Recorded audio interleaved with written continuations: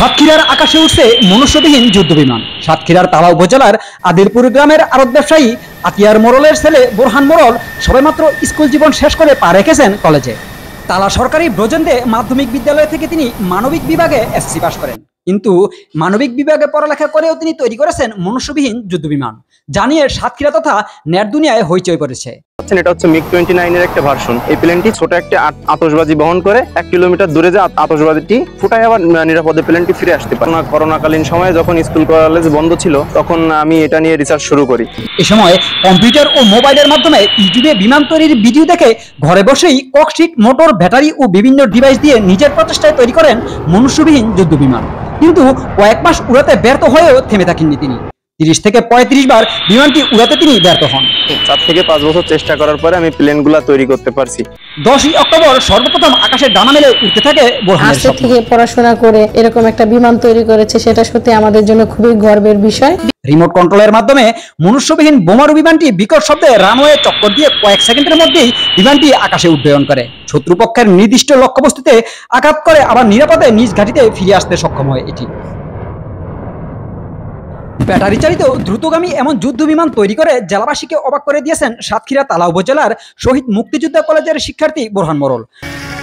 প্রায় 3 থেকে 4 লাখ টাকা খরচ হয়েছে এই সবগুলা প্লেন তৈরি করতে।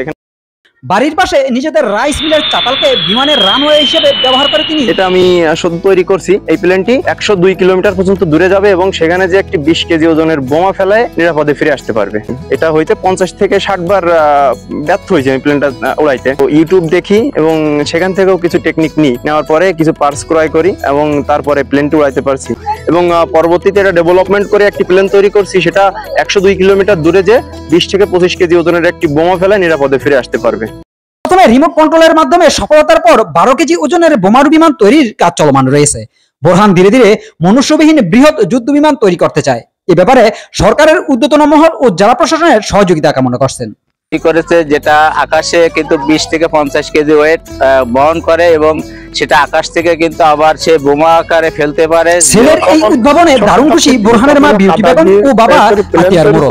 এভাবে যদি সরকারের কোনো উপযোগিতা বা সরকারের কোনো সহযোগিতা পায় তাহলে ও আরো একটু বড় শহরে আকারে তৈরি করতে পারবে এবং বিভিন্ন বুরহানুদ্দিন নামে যে ছেলেটা যুদ্ধ বিমান তৈরি করেছে সে বর্তমানে মূলত এই কাজে নিয়োজিত আছে। এটা সত্যি আমাদের তালার জন্য গর্বের বিষয়। আর পরে যে এরকম একটা সুন্দর আবিষ্কার হয়েছে যেটা আমাদের আন্তর্জাতিকভাবে জন্য স্বীকৃত পাই, সেটা আমরা তার ক্ষেত্রে তাকে আমরা সবসময় সহযোগিতা করে যাব।